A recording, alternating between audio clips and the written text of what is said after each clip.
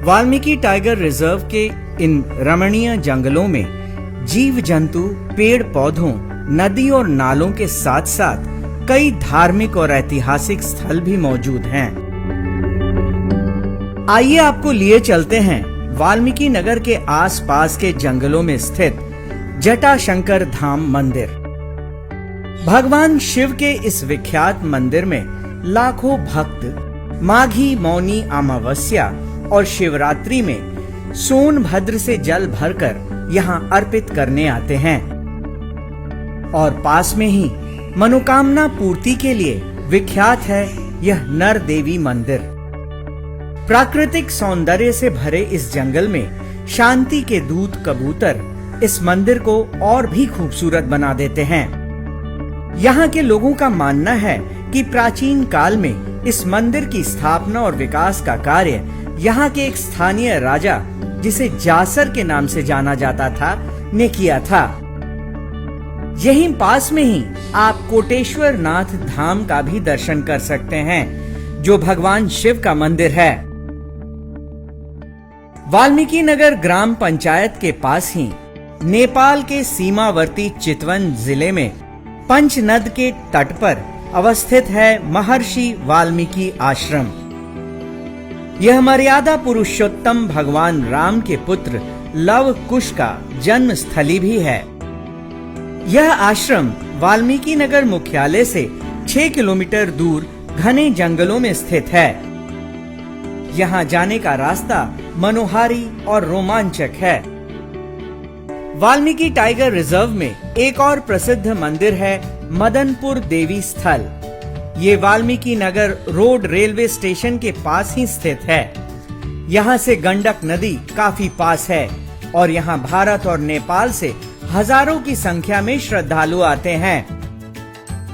यहाँ नेपाल से आए नारायणी नदी के किनारे बसा है गजेंद्र मोक्ष मंदिर। कहा जाता है कि गज की पुकार पर ग्राह से बचाने के लिए भगवान विष्णु स्वयं यहाँ आए थे। त्रिवेणी के आगे नारायणी नदी को गंडक के नाम से जाना जाता है, जो सोनपुर आकर गंगा में मिल जाती है। वाल्मीकि टाइगर रिजर्व में जब कोई पर्यटक आता है तो वाइल्ड लाइफ सफारी से रिलेटेड एक्टिविटीज़ या जो हम यहाँ पर एक्टिविटीज़ करते हैं फॉरेस्ट डिपार्टमेंट की तरफ से, इनके अतिरिक्त भी बहुत सुंदर जगह हैं जहाँ पे पर्यटक जा सकते हैं। सोनपुर में मेला लगता है। गजग्राह से जो एसोसिएटेड स्टोरी है, जिसमें भगवान विष्णु ने एक हाथी को बचाने के लिए एक मगरमच्छ को मारा था, तो वो गजग्राह मंदिर का जो प्रथम पड़ाव है वो यहीं पे है। ऐसा माना जाता है कि ये लड़ाई जो थी गज और ग्राह के बीच में वो यहीं स्टार्ट हुई थी। इसके अलावा जो है यहाँ पे जो स्थानीय जो लोग हैं थारू और उरांव, इनका जो एक कल्चर है वो एक अलग खूबसूरती, एक अलग विविधता प्रदान करता है इस एरिया को, तो उससे भी लोग काफ़ी अच्छा एसोसिएशन महसूस करते हैं। तो इस प्रकार से एक वाइल्ड लाइफ और पर्यावरण और इकोलॉजी के अलावा आप एक धार्मिक पर्यटन भी इसमें एसोसिएट कर सकते हैं।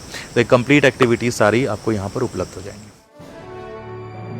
चंपारण की इस पवित्र धरती को वो गौरव प्राप्त है जहां से महात्मा गांधी ने ब्रिटिश राज्य को चुनौती दी थी, जिसके बाद आधुनिक भारत के इतिहास में गांधी युग की शुरुआत होती है।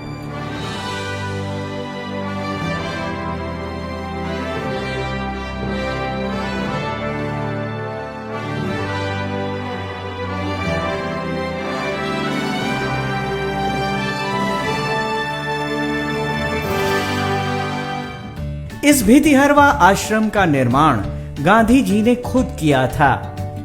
1917 में चंपारण सत्याग्रह के समय की वो खपड़ैल कुटिया आज भी मौजूद है।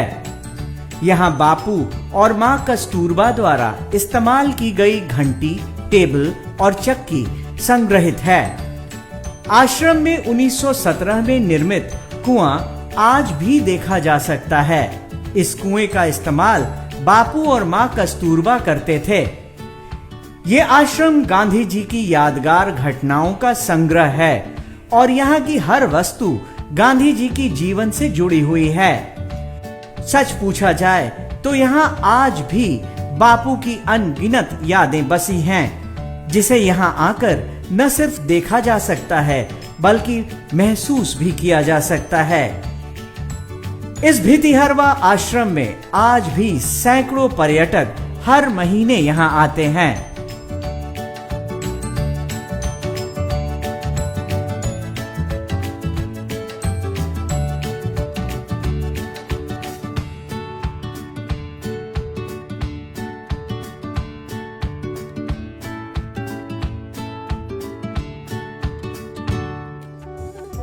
आज की कड़ी में बस इतना ही। कल फिर मिलेंगे वाल्मीकि टाइगर रिजर्व के एक और डेस्टिनेशन से। तब तक के लिए नमस्कार।